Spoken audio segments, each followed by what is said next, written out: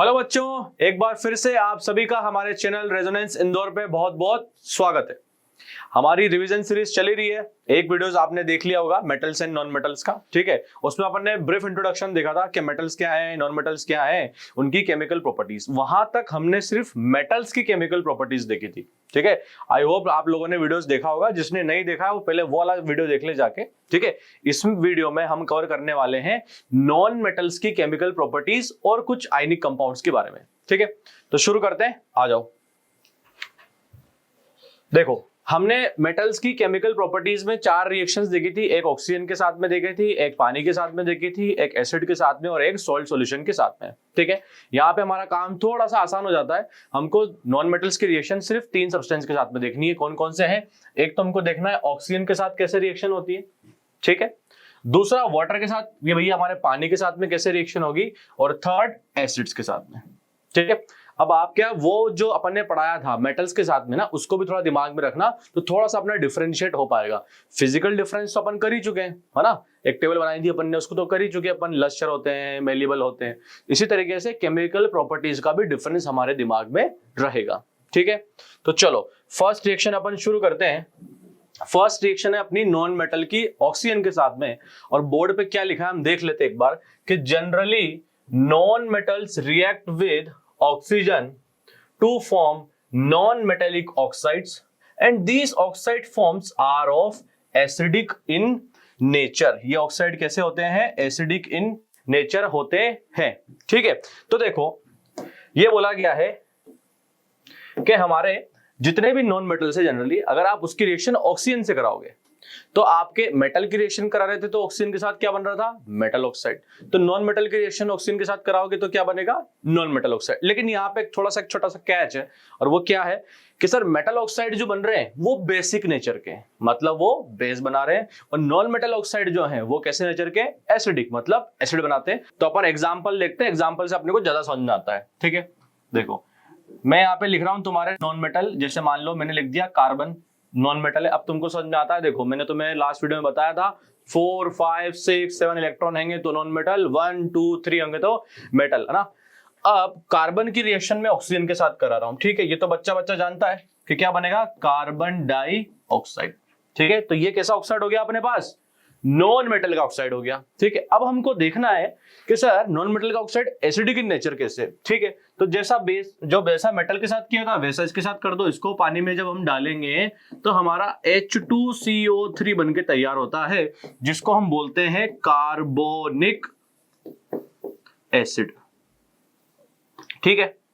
अब मुझे बताओ, क्या पानी के पास में कोई ऐसी पावर है कि वो किसी भी नॉन मेटल के ऑक्साइड को एसिडिक बना दे? नहीं, ऐसा तो नहीं हो सकता। इसका मतलब ये जो हमारा नॉन मेटल का जो ऑक्साइड था, इसी के अंदर कुछ ऐसा कंटेंट था एसिडिक, जिसकी वजह से हमको एसिड देखने को मिला। तो हम यहां से एक ही बात कह सकते हैं कि वो ये है कि हमारे नॉन मेटल के ऑक्साइड एसिडिक नेचर के होते हैं,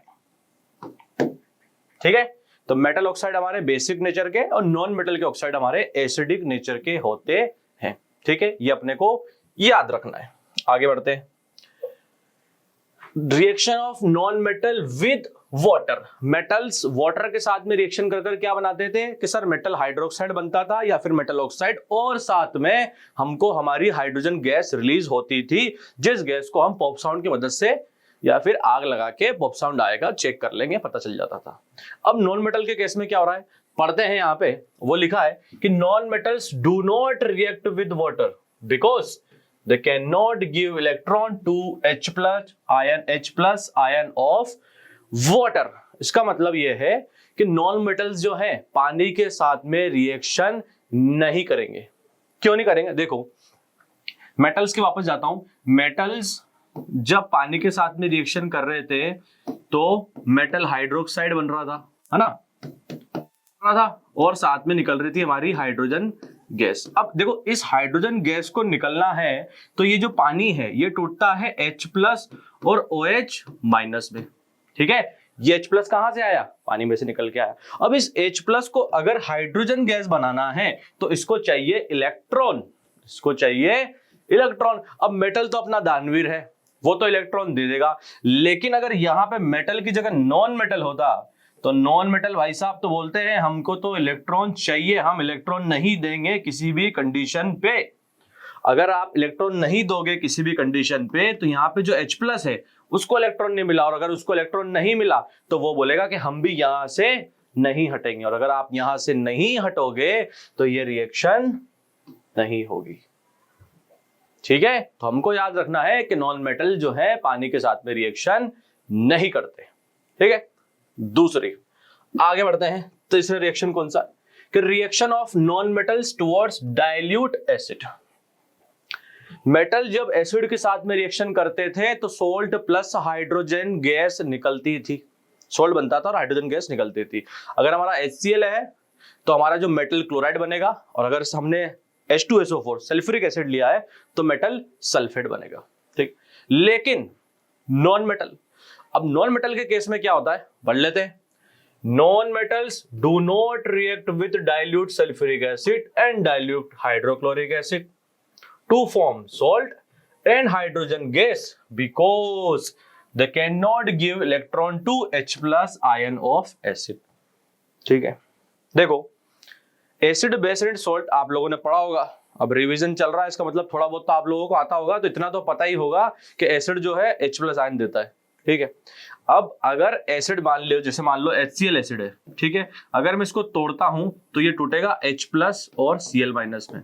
ठीक है, अब ये H प्लस जो है इसको इलेक्ट्रॉन चाहिए, ठीक है, बट वापस से नॉन मेटल इलेक्ट्रॉन नहीं देगा तो रिएक्शन नहीं होगी। वापस से एग्जांपल समझते हैं, जैसे मान लो मैं लिखता हूं Zn मेटल लिया, HCl के साथ रिएक्शन कराऊंगा तो बन जाएगा zinc chloride plus hydrogen gas बार।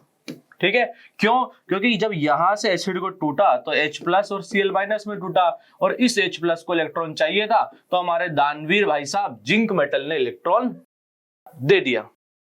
लेकिन अगर मैं यहाँ पे कोई मेटल की जगह कार्बन, मतलब नॉन मेटल लिख देता हूं, जैसे कार्बन ही लिख देता हूं, कुछ भी लिख देता हूं, तो यहां पे रिएक्शन नहीं होगी, reaction do not occur. Why, because non metal की टेंडेंसी होती है इलेक्ट्रॉन को लेना ना कि देना, हेंस रिएक्शन यहां पे नहीं होगी।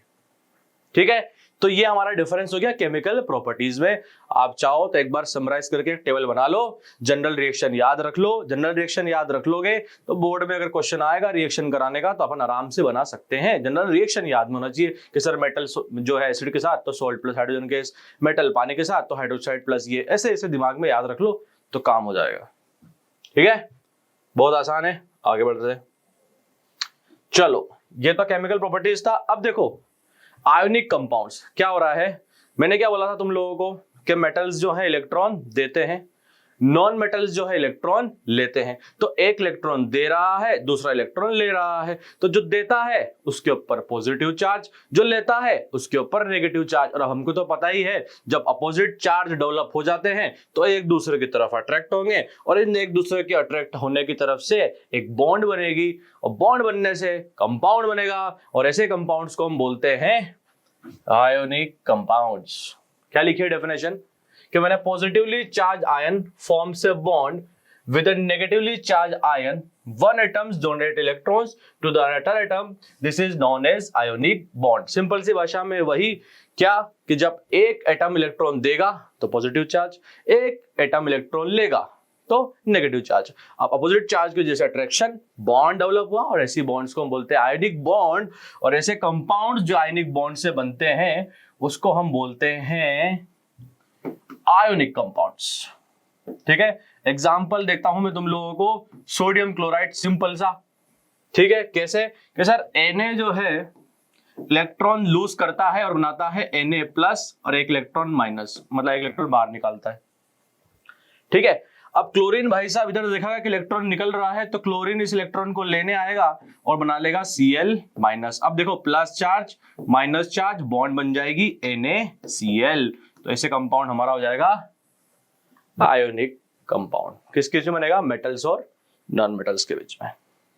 ठीक है, आगे क्या है, आगे है इनकी प्रॉपर्टीज। ठीक है, कि आयोनिक कंपाउंड जो होते हैं उनकी प्रॉपर्टीज क्या होती है। फर्स्ट पॉइंट देखते हैं क्या लिखा है, फिजिकल नेचर।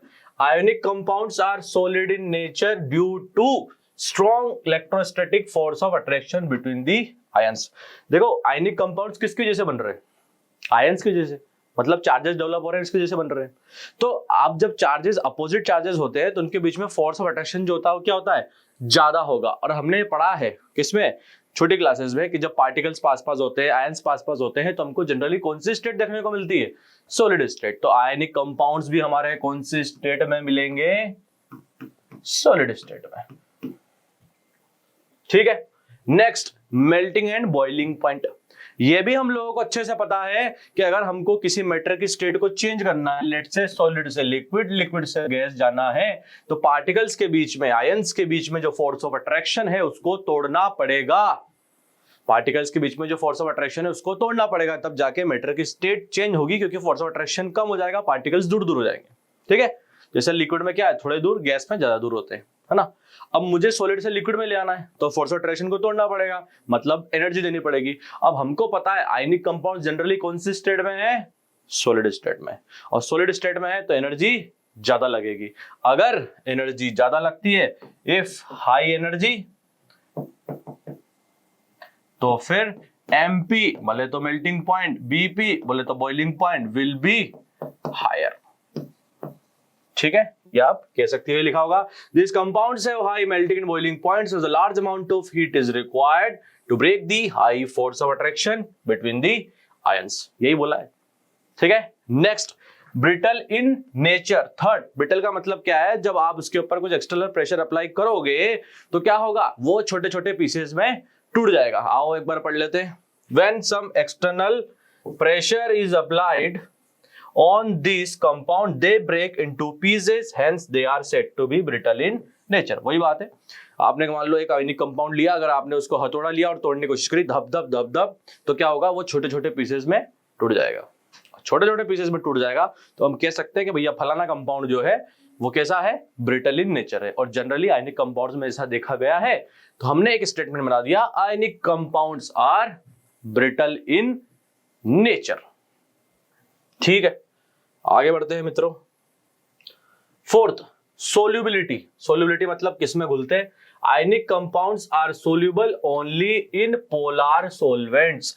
पोलार सोलवेंट में डिसॉल्व होते हैं। पोलार का मतलब होता है जिसके ऊपर चार्ज आता है। अब देखो, हमने ऑलरेडी पढ़ा हुआ है कि आयनिक कंपाउंड्स कैसे होते हैं, वो खुद भी पोलार होते हैं, उनके ऊपर क्या आता है? चार्ज आता है। तो याद रखना हमारे कंसेप्ट के पोलार जो होते हैं वो पोलार में डिसॉल्व होंगे और non polar substance non polar में डिसॉल्व होंगे।